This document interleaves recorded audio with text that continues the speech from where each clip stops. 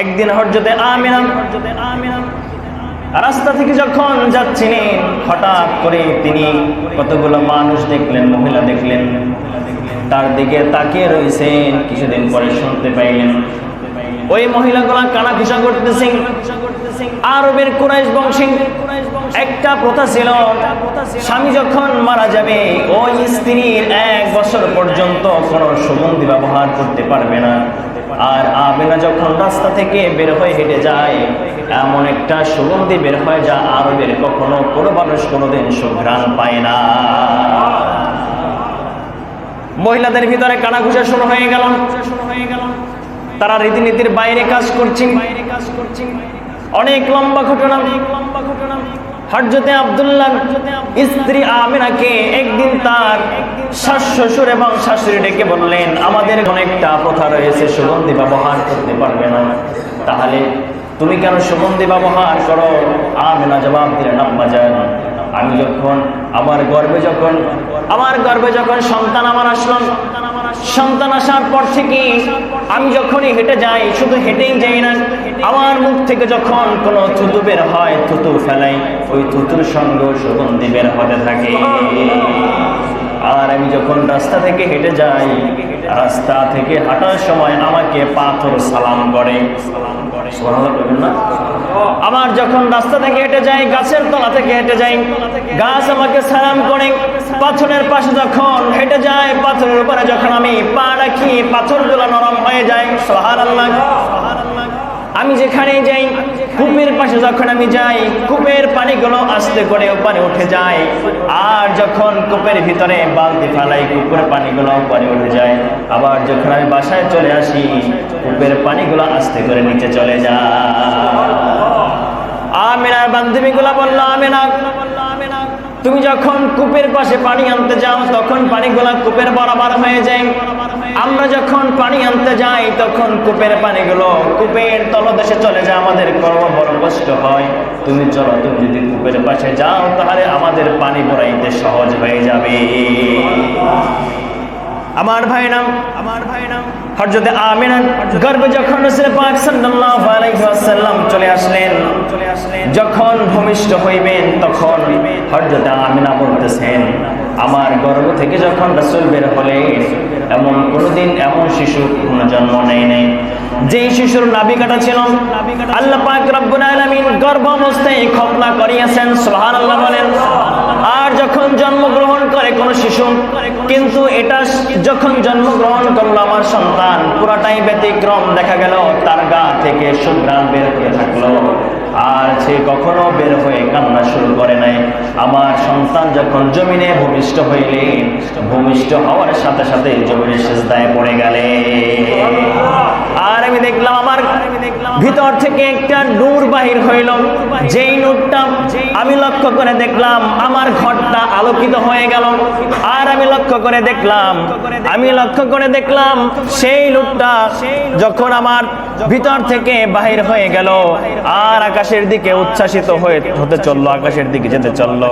এমন সময় আমি লক্ষ্য করে দেখলাম সেই আলো সজ্জা, শাম এবং বসরা এবং রোমের রাজপ্রাসাদগুলো আলোকিত হয়ে গেছে। আমি লক্ষ্য করে দেখলাম নূরটার এত আলো, এত পাওয়ার, শাম এবং বসরা এবং রোমের রাজপ্রাসাদগুলো আলোকিত হয়ে গেছে। আমার নবীর যখন জন্মগ্রহণ করলেন, মাথা নিচু হয়ে গেল মূর্তিগুলো। কাবা ঘরের ভিতরে যে 360টি মূর্তি ছিল, সকল মূর্তিগুলো মাথা নত করে দিল। শুধু তাই নয়, তিনি বললেন, আমার নবীর যখন জন্মগ্রহণ হলো, তখন ভূমিকম্প হয়ে পারস্যের বাদশা নওশারের রাজপ্রাসাদের 14টি চূড়া ছিল, 14টি চূড়াগুলা ভেঙে গেল। আর আমি লক্ষ্য করে দেখলাম 1000 বছর পর্যন্ত প্রজ্বলিত আগুনটা নিভে গেল। বলেন সুবহানাল্লাহ। আমার ভাই নাম রাসূল আমাদের জন্মগ্রহণ করলেন এমন একটা সময়, যেই সময় ওই আরবের ময়দানে কোনো নারীদের অধিকার ছিল না, উত্তরাধিকার নারীদেরকে দেওয়া হতো না। এমন সময় রাসূল জন্মগ্রহণ করলেন, আলোর বার্তা নিয়ে জন্মগ্রহণ করলেন। আলোয় আলোকিত হয়ে গেল, শুধু আলোকিত হইল না, আল্লাহ পাক রব্বুল আলামিন ঘোষণা করলেন, ওয়ামা আরসালনাকা ইল্লা রাহমাতাল লিল আলামিন। বলেন সুবহানাল্লাহ। আল্লাহ পাক রব্বুল আলামিন বললেন যে আমি হলাম তামাম জাহানের রব, আর আমার নবী হলেন তামাম জাহানের জন্য রহমত। বলেন সুবহানাল্লাহ। আরবের একটা প্রথা ছিল, গ্রাম অঞ্চলের মানুষগুলো এসে শহরের মানুষগুলোর বাচ্চাগুলো নিয়ে যাইত লালন পালন করার জন্য। এমন সময় হযরতে শিশু নবী মুহাম্মদ সাল্লাল্লাহু আলাইহি ওয়াসাল্লাম পিতাহারা এতিম একটা সন্তান ঘরের ভিতরে। এমন সময় যখন তারা আসতেছিল, আব্দুল মুত্তালিব ঘরের সামনে করে ডেকে ডেকে বলতেছিলেন, এই ঘরের ভিতরে একটা এতিম সন্তান আছে, বাবা নাই। সন্তানটা এতিম, পিতা মারা গেছে, টাকা পয়সা বেশি দেওয়া যাবে না, যদি পছন্দ হয় নিয়ে যাও। কোনো মানুষ, কোনো মহিলা ঘরের ভিতরে প্রবেশ করে না, সন্তান পালন করলে টাকা পয়সা পাওয়া যাবে না, লাভ পাওয়া যাবে না। এমন সময় ভাগ্যবতী মহিলা হালিমাতুস সাদিয়া একটা গাধার পিঠে করে আসতেছিলেন। গাধাটা ছিল অতি দুর্বল। হালিমা আস্তে আস্তে একটু সময় হয়ে গেল। আব্দুল মুত্তালিব বললেন, এই ঘরের ভিতরে একটা এতিম সন্তান আছে, যদি পছন্দ হয় নিয়ে যাও, টাকা পয়সা বেশি দিতে পারবো না। হালিমাতুস সাদিয়া আস্তে আস্তে সমস্ত মহিলাগুলো সন্তান নিয়ে চলে গেছেন। স্বামীর সাথে পরামর্শ করলেন, যদি আমরা এখান থেকে খালি হাতে ফিরে যাব, তার চেয়ে বরং যদি আমরা দেখি সন্তানটা কেমন, চেহারা সুরাত যদি ভালো হয়, দেখতে সুন্দর হয়, তাহলে আমরা নিয়ে যাব। বলেন সুবহানাল্লাহ। হালিমাতুস সাদিয়া এবার স্বামীর সাথে পরামর্শ করে আমিনার ঘরের ভিতরে প্রবেশ করলেন। আর ঘরের ভিতরে প্রবেশ করে দেখতে পাইলেন হালিমাতুস সাদিয়া আমিনার কোল থেকে যখন তার কোলের ভিতরে নিলেন, কোলের ভিতরে নিয়ে দেখতেছেন তার কোলের ভিতরে যেন আসমানের চাঁদ ধরা দিয়েছে। তোরা দেখে যা আমিনা মায়ের কোলে, তোরা দেখে যা আমিনা মায়ের কোলে, মধু পূর্ণিমারি সেথা চাঁদ দোলে, মধু পূর্ণিমারি সেথা চাঁদ দোলে, যেন উষার কোলে রাঙা রবি দোলে, তোরা দেখে যা আমিনা মায়ের কোলে। হযরতে আমিনার কোল থেকে যখন হালিমাতুস সাদিয়ার কোলে নিলেন, দেখলেন তো চমৎকার একটা সন্তান, নূরানি চেহারা। কোলে নেওয়ার সাথে সাথে তিনি দেখতেছেন তার কোলে যেন একটা আসমানের চাঁদ ধরা দিয়েছে। বুকের সাথে লাগালেন, তারপরে চিন্তা করলেন তাহলে এই সন্তানটা আমরা নিয়ে যাব। আসার সময় হালিমাতুস সাদিয়ার গাধাটা ছিল অতি দুর্বল, লাঠি দ্বারা পিটাতে পিটাতে নিয়ে আসছেন। যখনই হযরত মুহাম্মদ রাসূলুল্লাহ সাল্লাল্লাহু আলাইহি ওয়াসাল্লামকে গাধার পিঠে উঠালেন, তার যাওয়ার আগেই সমস্ত মহিলাগুলো চলে গেছেন। তিনি যখন শিশু নবীকে নিয়ে গাধার পিঠে উঠলেন, গাধাটার গায়ে এত শক্তি চলে আসলো, সমস্ত মহিলাকে ফেলে দিয়ে তিনি আগে ঘরে পৌঁছে গেলেন। তার আগে যে মহিলাগুলো এসেছিল তারা তাড়াতাড়ি এসে বাচ্চাগুলো নিয়ে চলে গেছে। যখনই তিনি শিশু মুহাম্মদকে নিয়ে গাধার পিঠে উঠলেন, গাধার গায়ে এত একটা শক্তি চলে আসলো, তাকে নিয়ে যখন রওনা করলেন, ওই যে মহিলাগুলো আগেই রওনা হয়ে গেছে, তাদেরকে পিছনে ফেলে তার গাধাটা আগে ঘরের ভিতরে পৌঁছে গেছে। বলেন সুবহানাল্লাহ। শুধু তাই নয়, উটনির ওলানের ভিতরে দুধ বাড়লো, তাদের ফসলের ভিতরে বরকত দেখা দিল, ফসল ভালো হলো। তাইফের ময়দানে দুর্ভিক্ষ চলে গেল। হালিমাতুস সাদিয়ার বকরিগুলো যখন ঘাস খাইতে পাঠাতো, প্রতিদিন বকরিগুলো খালি পেটে বাথায় আসতো, ঠিক মতো খাইতে পারতো না, পেট ভরতো না। হালিমাতুস সাদিয়া শিশু মুহাম্মদকে নিয়ে যখন তাদের বাড়িতে গেলেন, দেখলেন প্রতিদিন যখন আবার ওই বকরিগুলো মাঠে পাঠিয়ে দেয় ঘাস খাওয়ার জন্য, প্রতিদিনের ন্যায় এবার ব্যতিক্রম হয়ে ওই ছাগলগুলা বকরিগুলা পেট ভরে ঘাস খেয়ে বাসায় চলে আসে। বকরিগুলা এবার প্রতিদিন পেট ভরে ঘাস খেয়ে বাসায় চলে আসে। এবার পাশের যে লোকজনগুলো তারা বলতেছেন, তোমরা বকরিগুলো কোথায় চালাও? হালিমাতুস সাদিয়ার বকরিগুলো প্রতিদিন পেট ভরে ঘাস খেয়ে আসে, তোমরা কি বকরিগুলো সেখানে নিতে পারো না? রাখাল এবার পরের দিন হালিমাতুস সাদিয়া রাখালের সাথে বকরি নিয়ে এসে একই মাঠে ঘাস খাওয়ালো, কিন্তু দেখা গেল হালিমাতুস সাদিয়ার বকরিগুলোর পেট ভরে গেল, ঘাস খেয়ে বাড়িতে আসলো, কিন্তু ওই যে পাশের যে এলাকার মানুষগুলো বকরি নিয়ে গেল, তাদের এই বকরিগুলোর পেট আর ভরলো না। আস্তে আস্তে করে শিশু মোহাম্মদ বাড়তে শুরু করলেন, বেড়ে উঠতে শুরু করলেন। একদিন হালিমাতুস সাদিয়ার কন্যা সাইমা আমার দয়াল নবীকে নিয়ে তিনি মরুভূমির ভিতরে খেলা করতে গেলেন। প্রখণ্ড রৌদ্র, আর রৌদ্র যখন বালির উপরে পড়ে বালিগুলো গরম হয়ে যায়, কি বলেন ঠিক কিনা? সাইমা তাকে নিয়ে বালির ভিতরে খেলা করতে গেলেন। প্রচন্ড রৌদ্র, বালিগুলো গরম হয়ে গেছে। হালিমাতুস সাদিয়া দেখলেন শিশু মুহাম্মদকে দেখা যাচ্ছে না, কোথায় গেল? খুঁজতে খুঁজতে যেয়ে দেখলেন মরুভূমির ভিতরে বালির উপরে সাইমার সাথে খেলা করতেছেন। সাইমাকে ধমক দিয়ে বললেন, রে কন্যা, তুমি ছোট্ট মুহাম্মদকে নিয়ে কেন বালুর ভিতরে আসলে এত রৌদ্রের ভিতরে?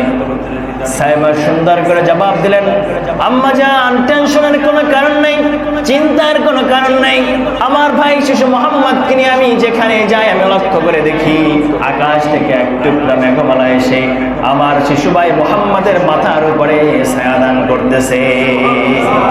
যখনই আমার ভাই সামনে আগায় ওই মেঘমালাটা সামনে আগাইয়া যায়, আবার যখন থেমে যায় ওই মেঘের টুকরাটা আবার থেমে যায়। বলে সুবহানাল্লাহ। চিন্তার কারণ নাই, গর্বের ভিতরে এত প্রখণ্ড রৌদ্র আমার ভাইকে স্পর্শ করতে পারে নাই। হঠাৎ করে যখন আরেকদিন তার ভাইয়ের সাথে আব্দুল্লাহর সাথে মাঠের ভিতরে গেলেন খেলা করার জন্য, মাঠের ভিতরে খেলা করার জন্য গেলেন। কিছুক্ষণ পরে যখন খেলা করতেছেন দেখতেছেন দুইজন ধবধবে পোশাক পরিহিত লোক এসে শিশু মুহাম্মদকে ধরলেন, ধরে তাকে শোয়া দিলেন। সুবহানাল্লাহ। বুক থেকে নাভি পর্যন্ত ফেরে নিলেন। এই দেখে আব্দুল্লাহ দৌড় দিয়ে গেলেন, গিয়ে বলতেছেন, আম্মা জান, আমার ভাই মুহাম্মদকে এই অবস্থায় দেখেছি। তারা বড় ভয় পেয়ে গেলেন। প্রথম বক্ষ বিদারণ যখন আল্লাহ রাসূলের হলেন, দুইজন ফেরেশতা আসলেন। আসার পরে বলতেছেন একজন ফেরেশতা আর একজন ফেরেশতাকে, যাও একটা দাড়ি পাল্লা আনো, শিশু মুহাম্মদকে ওজন করব। সুবহানাল্লাহ। শিশু মুহাম্মদকে ওজন করব, যাও একটা দাড়ি পাল্লা নিয়ে আসো। যখন একটা দাড়ি পাল্লা নিয়ে আসলেন দেখা গেল ওই একজন ফেরেশতা আর একজন ফেরেশতাকে বলতেছেন, শিশু মুহাম্মদকে এক পাল্লায় দাও, আর দুনিয়া থেকে সুসন্দেহের অধিকারী 10 জন ব্যক্তিকে অপর পাল্লায় দিয়ে দাও। এবার একজন ফেরেশতা আরেকজন ফেরেশতাকে বলতেছেন, এবার দাড়িপাল্লাটা টান দাও, দেখো ওজন করো। দাড়িপাল্লা যখন জাগালেন দেখা গেল ওই যে 10 জন সুসন্দেহের অধিকারী মানুষের বিপরীতে শিশু মুহাম্মদ রাসূলুল্লাহ সাল্লাল্লাহু আলাইহি ওয়াসাল্লামকে রাখলেন। ওজন করার সাথে সাথে শিশু মুহাম্মাদের পাল্লাটা ভারী হয়ে গেল। আবার একজন আরেকজনকে বলতেছেন 10 জনে হবে না, 20 জন দাও। আবার টান দিলেন, দেখা গেল শিশু মুহাম্মাদের পাল্লা ভারী হয়ে গেল। এরকম করে 30 জন, 40 জন, 50 জন, যখন এত কাজ হলো না বললে 100 জন দাও। 100 জন দেওয়ার পরে যখন দাড়ি পাল্লা টান দিল, লক্ষ্য করে দেখলো শিশু মুহাম্মাদের পাল্লাটা ভারী হয়ে গেল। এবার একজন ফেরেশতা আরেকজন ফেরেশতাকে ডেকে ডেকে বলতেছেন, শুনে রাখো, তাম পৃথিবী যদি এক পাল্লায় দিয়ে দেওয়া হয় আর শিশু মুহাম্মদকে যদি এক পাল্লায় দাও, তারপরও ওই তাম পৃথিবীর বিপরীতে শিশু মুহাম্মদের পাল্লাটা আল্লাহ পাক রব্বুল আলামিন ভারী করে দিবে। কারণ তার সম্মান আল্লাহ এত বাড়িয়েছেন, তাম পৃথিবী এক পাশে আর এক পাশে শিশু মুহাম্মদ যদি রাখা হয় ওই তাম পৃথিবীর চাইতো শিশু মুহাম্মদের মর্যাদা আল্লাহ বেশি দিয়েছেন। এইজন্য আল্লাহ পাক রব্বুল আলামিন পবিত্র কোরআনুল কারীমের ভিতরে বলছেন, ওয়া রাফা'না লাকা যিকরাক, হাবিব আমার, বন্ধু আমার, আমি আপনার শান, আপনার বানকে বাড়িয়ে দিয়েছি। বলেন সুবহানাল্লাহ। আমার ভাইরাম রাসূল পাক সাল্লাল্লাহু আলাইহি ওয়াসাল্লাম আল্লাহ পাক রব্বুল আলামিন বললেন রাফা'না লাকা যিকরাক, আমি আপনার শান বাড়িয়েছি, মান বাড়িয়েছি, সম্মান বাড়িয়েছি। আল্লাহ পাক রব্বুল আলামিন পবিত্র কোরআনুল কারীমের ভিতরে বললেন ওয়া আরসালনাকা ইল্লা রাহমাতাল লিল আলামিন, আমি আপনাকে तमाम জগতের জন্য রহমত হিসেবে প্রেরণ করেছি। একটা সূর্য যখন পৃথিবীর বুকে শুভে সাদিকের সময় পূর্ব আকাশ থেকে উদিত হয়, আর উদিত হওয়ার সময় জানান দিয়ে দেয় কিছুক্ষণ পরে এই সূর্যটা আকাশের ভিতরে দুনিয়ার ভিতরে বিচরণ করবে তার তেজদীপ্ত আলো নিয়ে। আলোটা এত প্রখর হবে সূর্যের ওঠার সময় বলে দেয়, কি বলেন ঠিক কিনা? আল্লাহ রাসূল সাল্লাল্লাহু আলাইহি ওয়াসাল্লামকে আল্লাহ পাক প্রেরণ করবেন, দুনিয়ায় পাঠাবেন শ্রেষ্ঠ নবী হিসাবে, শেষ নবী হিসাবে। সেই ঘোষণা আল্লাহ পাক রব্বুল আলামিন প্রত্যেকটা নবী এবং রাসূলকে জানিয়ে দিয়েছেন। অসংখ্য নবী এবং রাসূল আল্লাহ পাক রব্বুল আলামিনের কাছে আরজি জানিয়েছেন, যদি নবী না বানাইয়া শেষ জামানার উম্মত বানাইতেন তাহলে বেশি খুশি হইতাম। মুসা করেছেন, ঈসা আলাইহিস সালাতু ওয়াস সালাম করেছেন। আল্লাহ পাক ঈসা আলাইহিস সালাতু ওয়াস সালামের দোয়াটা কবুল করেছেন। এজন্য ঈসা আমাদের মাঝে আবার আসবেন, কি বলেন ঠিক কিনা? উম্মত হিসেবে আসবেন, নবী হিসেবে নাই। সেই মসজিদের মেম্বারে যখন ইমাম মাহদী আলাইহিস সালাতু ওয়াস সালাম দাঁড়িয়ে থাকবেন, ঈসা আলাইহিস সালাতু ওয়াস সালাম আসবেন, এসে দেখবেন ফজরের ইকামত হয়ে যাচ্ছে। সুবহানাল্লাহ বলেন। মাহদী আলাইহিস সালাতু ওয়াস সালাম বলবেন, আপনি নামাজের ইমামতি করেন, নামাজের মুসাল্লায় চলে যান, আপনি ইমামতি করবেন আজকে।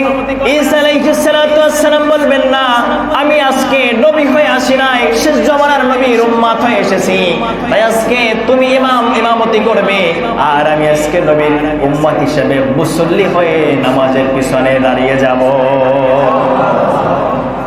সম্মানিত হাজরিন, আল্লাহ পাক রব্বুল আলামিন আমার রাসূলের এত শান বাড়িয়েছেন, মান বাড়িয়েছেন, মর্যাদা দিয়েছেন।